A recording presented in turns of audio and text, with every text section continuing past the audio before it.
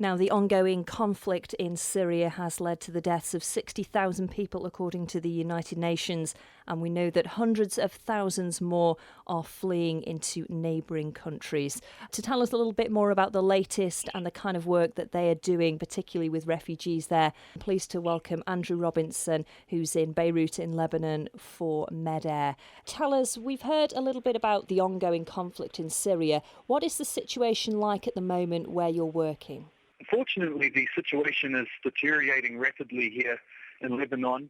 In fact, this January we've had more refugees cross the border from Syria than in any other month since the conflict began.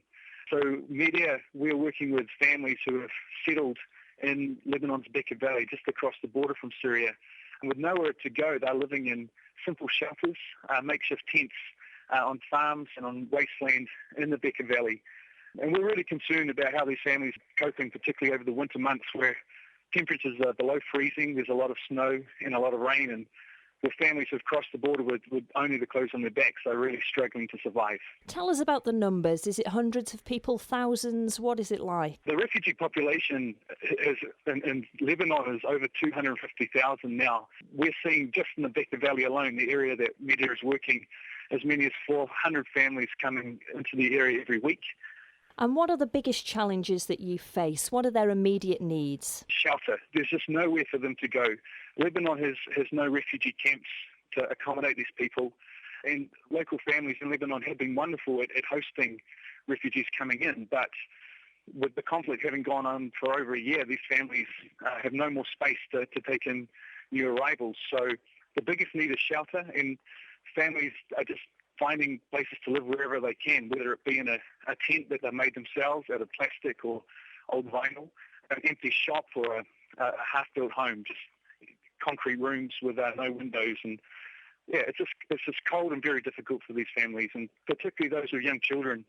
They just are really struggling to adequately shelter and protect their families. What about things like food and clothes and healthcare? Refugees are really struggling in all areas. They can get assistance through the United Nations Refugee Agency, but the problem is with so many families arriving, it's just a real struggle to register all these families. So many refugees coming in are having to wait several months to be registered before they can access the healthcare, before they can receive food vouchers. And it's just a real struggle for the entire humanitarian community here to support so many families, just with so many people coming across the border every day. Tell us a little bit about some of the work that you're doing and the projects that you're involved with right now. We've been able to put together a shelter program to help families living in these makeshift tents and shelters in the Bekaa Valley. It's a very simple project in that we were able to provide families with heavy sheets of vinyl and plastic, so they just had an extra layer of insulation and waterproofing on their shelters. It's been great. The feedback we've had from the families who received these materials has been wonderful, and they've commented about how their shelters have been a lot more waterproof and have been a lot more warm. And that's great for us because we really wanted to ensure that they were warm and dry over the winter. We've been able to help over 1,600 families so far, and we're wanting in the coming months to help another 1,000 families. And beyond that, we just want to continue expanding our program as more and more refugees come, so that we can ensure that as many people as we can have adequate shelter and are just able to survive here while the conflict continues. Yeah, there seems to be no end in sight at the moment to this conflict. Will you stay for as long as you need, and did you go specifically because of this conflict? Yes, it's really sad. We just don't know when the conflict is finished, and just sitting down and talking to families in Lebanon's Bekaa Valley, all they really want to do is just to be able to go home. Medair is committed to being here as long as it takes to keep these families safe and dry, to look at shelter needs. But we just really do hope that the conflict will end soon and they'll be able to go home. What is it like for you being in that situation? Because I imagine it's quite a difficult emotional one to be in. I mean, there are days that are just amazing. I'm really impressed with so many of these refugee families. I spent a day just doing follow-up visits to some of the families we've been helping. At dusk, as I was about to leave, a family of 10 Syrians arrived. They'd crossed the border with only the clothes to the back. They were exhausted, and they were in just a small settlement with just 30 families who really did nothing themselves. It was just amazing and humbling to watch these established refugees find blankets, mattresses and other materials just so these new arrivals had something warm to have for that cold night ahead.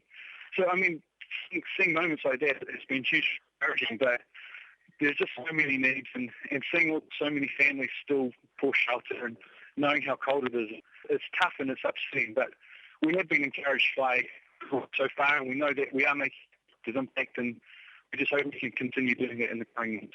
If people want to find out more, what can they do to help and where should they go? I'd like to say, firstly, we really are so grateful for the many people who have been supporting our work and who are interested in what's happening with Syrian families here in Lebanon and also in Jordan.